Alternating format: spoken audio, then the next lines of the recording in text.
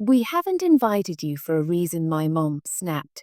Why are you even here? My sister added. Don't tell anyone we are related. I stayed silent. But when the CEO thanked me by name, they knew exactly what they'd done. 3 days later, they were calling me in tears, begging to. I wish I could say I was shocked. I wish I could tell you my hands trembled, my lip quavered, my eyes welled up with tears when my own mother said those words to my face. But honestly, who was more like a say, that familiar, exhausted kind of saw you let out when your GPS 3 routes you through traffic again, and you just accept it. I didn't flinch, I didn't speak, I didn't even roll my eyes. I just stood there in the marble Ford lobby of the Hilton Ballroom, holding my name badge, nodding like I had just been told the soup of the day was tomato. My sister, of course, looked stunning. He always does, perfectly tailored, dressed sleek. Hair heels that probably cost more than my first year of college textbooks. He had that effortless kind of cost to her, the kind that screams. My biggest struggle today was deciding between the gold clutch and the silver one. Don't tell anyone we're related, she hissed again, softer this time, but with that same venom. I glanced at her for just a second, long enough to clock the panic in her eyes, the fear that I might go awry around telling people we used to share a bunk bed in a bathroom growing up, as if my presence might stain her career by osmosis. Got it? I said. Wasn't worth it, not a confrontation, not even a snide comeback, because what they didn't know was this: I wasn't there to crash the event. I had been invited personally by the host, and I was exactly where I needed to be. The gala was celebrating a major upcoming merger between two mid-sized companies in the legal tech sector. One of those companies was the one my sister worked for, the other the one I built quietly, behind closed doors, without their applause or support or even basic interest. I could have told them, that could have turned the moment into a spectacle. But I didn't, because they didn't deserve a heads up. They didn't deserve anything. Instead, I took my seat, the one with the little reserve card on it front and center. My sister and my parents were seated 2 tables back, tucked in, with the other plus ones and spouses and proud family members who actually knew what field their children worked in. They didn't notice me at first, of course. Not, why would they? I wasn't wearing anything flashy, just a black wrap dress I'd worn to 3 other conferences. My hair in urban, no dramatic makeup. I looked like someone's assists didn't, which is probably what they assumed I was. Dinner passed in a blur of polite kinks and networking small talk. I kept my voice slow, let others lead the conversations. I wasn't there to be seen. The hell or I was. It happened halfway through desert, a lemon tart, not bad, a little too much dust. Maybe the MC walked up to the podium, tapping the mic like someone in a rom-com about to make a wedding toast. She gave a short, heartfelt speech about innovation, resilience, and the importance of vision. Then she said my name loud, were confident, like it meant something. Please join me in thanking the woman who made this merger possible. The founder and CEO of Lex Aura Systems, Miss Mira Langston. There was applause, maybe a few gasps, chairs turned, heads swiveled. I stood. My sister's face was the first I saw. Her fork frozen midair, her just slack. She looked like someone had just dumped a bucket of ice water over her head in the middle of a spa day. My mother, pale, frozen, that thin, tight-lipped smile she wears when she's pretending not to be panicking. I made my way to the stage, slowly savoring the moment in the same way you might save for a glass of wine. You didn't expect to like. The applause wasn't thunderous, but it was real, the kind that comes from genuine respect. I gave a short speech. Take my team, thanked the other company for their transparency and openness, thanked the community, didn't mention my family, didn't even glance their way. I ended with one line: some people build empires with fanfare, others build them in silence. Tonight, I'm proud to stand here representing the ones who chose the latter. Plus again, when I sat back down, my phone buzzed. 3 texts, offer from my mother. 1, we need to talk. 2, why didn't you tell us? 3, this is important. Mirror. I didn't answer. Not because I was angry. Not because I wanted to be cruel, but because they had made it clear they didn't want to be associated with me. And for the first time in my life, I was ready to give them exactly what they asked for. 3 days later, they were calling me in tears. You had asked my parents to describe me before the gala. They probably would have said something like Mira. Oh, she does something with computers, fixes them, or something that was the generous version. Most of the time, I was just serious or hard to talk to. I was quiet one, the one who preferred books over brunch and laptops. Over small talk, Ava, on the other hand, was charming, carnate, stylish, magnetic, always the favorite at family dinners. She stole the spotlight. I got asked if I was still driving that little car. They didn't even know what city I lived in half the time when I got into. My mom blinked and said, "That's the one in Message You."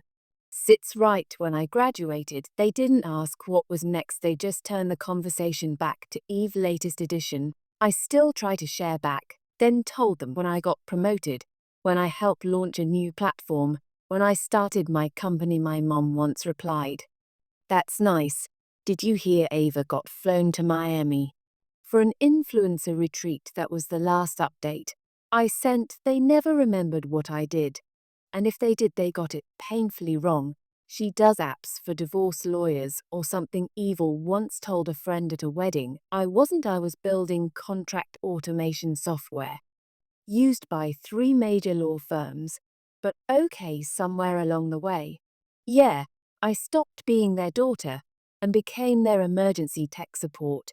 And then their bank. First it was mom's dental bill, then their internet, then Avis rent, just for a month. By 30, I was sending almost $2,000 a month. No thanks, no questions, just forwarded bells. They assumed I was frugal, maybe so. Still living with roommates, eating noodles. They never once asked how I could afford it. They didn't want to know, because they didn't want to care. And I accepted that, told myself I didn't need their approval, that building Luxor systems, our clients, our growth was enough. Until the gala, when I walked in, and they looked at me like I was a party crasher. "You weren't invited for a reason," my mom said. "Don't tell anyone we're related," for added. So I sat at the chicken, smiled politely, and when the CEO took the stage and thanked me by name, I didn't look back at their table that night. I cancelled every payment, water, internet, porn. Get gone, no notes, no drama. The next morning, an internal report landed in my inbox. Ava's department was under review, performance issues, leadership concerns. They asked if I had any objections to the proposed restructure. I didn't. I just clicked approve. 3 days later, they were calling me in tears, begging me to save them. The first message came the next morning, a text from Ava. No greeting, no him. "Oh geez, just did you know I'm being demoted?" I didn't respond right away, not because I didn't know, but because she didn't even pretend to make it a conversation. An hour later, a second text. "Did you have anything to do with this?" That one made me laugh, not loudly, just one of those tight, breathy chuckles you let out when someone walks into the consequences of their own actions and starts looking around for someone to blame. I put my phone on Do Not Disturb that night. She called twice, then again. Then I got a voicemail from our mother, Mira. "This isn't the time to be stubborn, even devastated. You've made your point. But this has gone too far. Call her." I had made my point, though life made the point. I did was stay silent. But silence can be loud, can't it? Deafening, even especially when you used to someone cleaning up your masses. And suddenly, they just stop. By the end of the week, Ava's demotion had become office gossip. Apparently, she cried in a meeting, then snapped at someone during a strategy session, then took a week off for mental health, which mostly involved posting vague quotes to her Instagram story and waiting for DM to roll in. I stayed out of it completely. I didn't speak to HR. I didn't comment on the reports. I didn't even breathe near the situation. But word travels, and eventually someone at her office put 2 and 2 together, that I was the mirror-like stun, that I ran Luxor Systems, that the company they were now merging with wasn't some faceless tech giant. It was minor, Suddenly, every snide thing she'd ever said about her awkward sister who tinkers with startup stuff didn't age well. I knew it hit the fan when Even showed up outside my building, not the office, my home, who was a Thursday late afternoon. I had just gotten back from a meeting and was debating whether I had the energy to cook or just order Thai. The intercom bust. It's Ava. Let me up. I let her in curiosity mostly. She came in wearing oversized sunglasses and a trench coat like she thought the paparazzi might be lurking in the bushes. Nice place, she said, glancing around. Thanks, I said. Tea? God, no, look, I'm not here for small talk, of course. Not. She stood awkwardly in the middle of the living room, shifting her weight like she couldn't decide whether to sit or run. They're talking about letting me go, she said finally. I raised my eyebrows. They the board? The review team, whoever. You know who, right? You could stop it. She said, you're the seer. I tilted my head. Do you know the decision goes through several layers of review?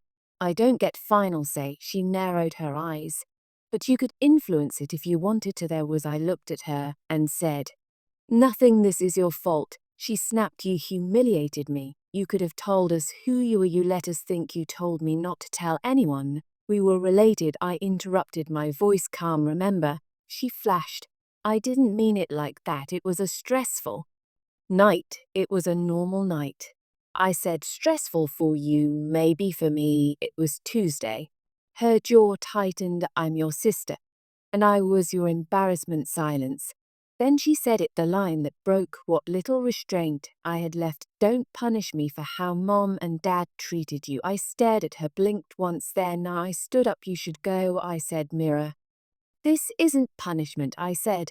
This is what happens when you build your entire career on pretending you're someone you're not. And everyone finally notices. She left without another word. 2 days later, she was fired. The official reason: poor leadership, bad judgment, eroded trust. But I know what they thought. I know what they whispered: that she had family at the top and still couldn't keep her job, that she got there through image, not substance.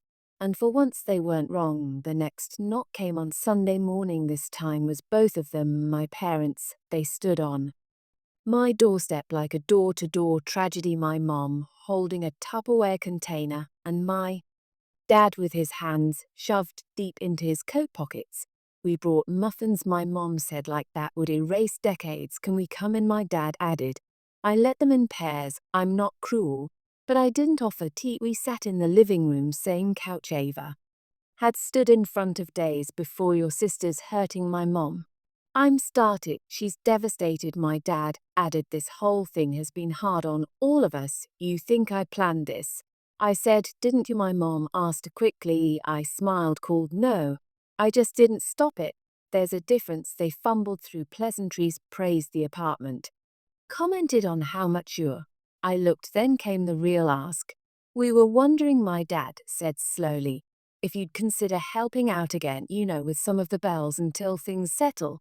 It's been a hard year, my mom added. Of course it had. You mean resume the payments I was sending for 5 years? I asked. They both looked startled. We didn't realize it had been that long, my mom murmured. Because you never asked. I said, he just sent requests. My dad cleared his throat. Or family, Mira. We support each other. I nodded. Exactly. Which is why I stopped paying when it was clear that only one side was doing the supporting. Silence again. Please, my mom whispered. Avis lost everything. She needs time. She had time, I said. She had years of me holding everything together behind the scenes, while she got all the credit. They didn't argue, because there was nothing left to say. Eventually they left, took their muffins with them, and I sat on the couch, still a stone, not victorious, not smug, just done, really truly done. 3 days later, I got a letter from the HR team. Even had appealed her termination. I signed off on the final report without changing a word. She had written in the notes, please reconsider. I'm Mira Langston's sister. That was the first time she ever claimed me, and it was already too late. I didn't hear from any of them for about a month, not Ava, not my parents, not even one of those awkward messages asking if I could explain how their health insurance worked again was quiet. And it was glorious in that silence. I got more done in 4 weeks than I had in months. We finalized the merger, launched the new and migration tools signed to enterprise clients. My team sent me a mug that said, "Actually, I am the boss." And I drank out of it proudly every damn day. Then the knock came. He was a rainy Thursday evening, one of those nights when you just want to curl up with leftovers and ignore the world. But the knock didn't stop. Reluctantly, I opened the door.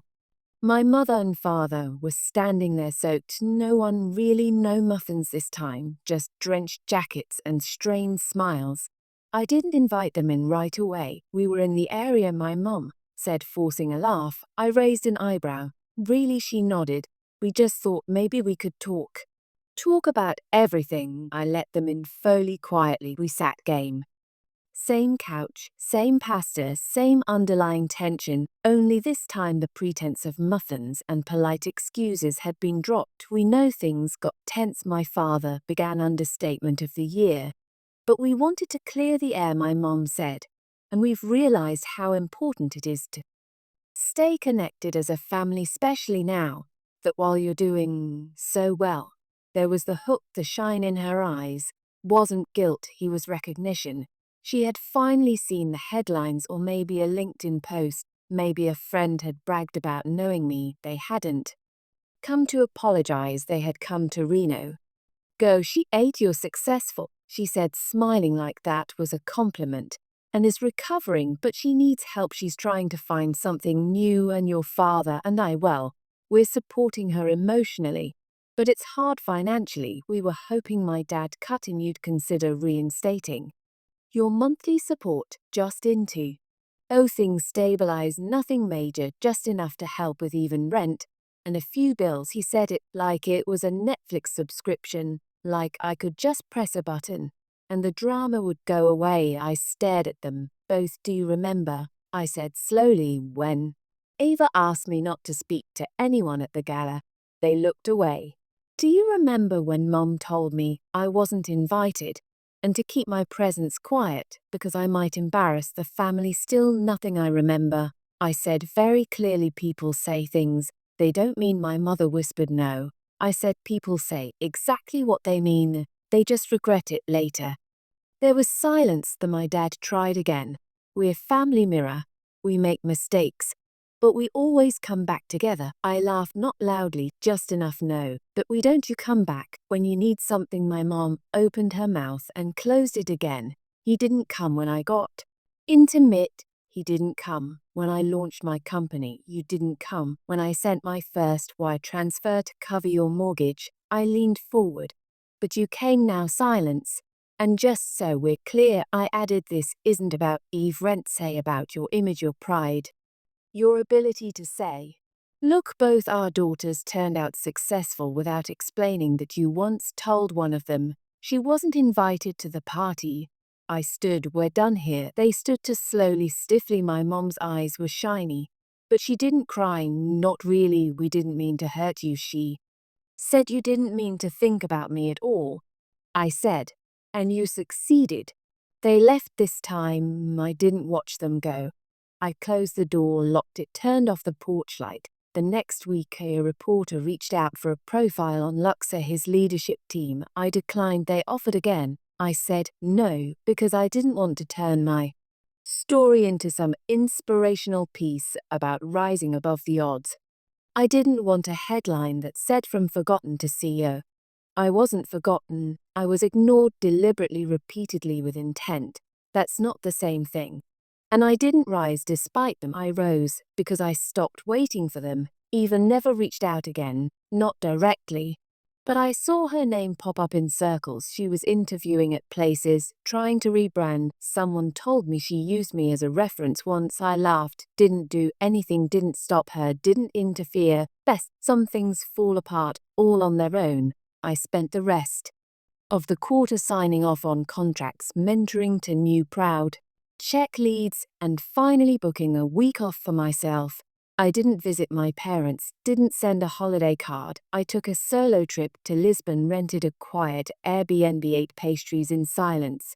And for the first time in years, I didn't feel like I had to explain my success to anyone or justify my peace or proof that I was worth more than a forgotten name on a family photo. I was just Mira Langston, and that was finally enough. I never blocked their numbers, I didn't make a scene, I didn't post anything on mine, I just stopped showing up.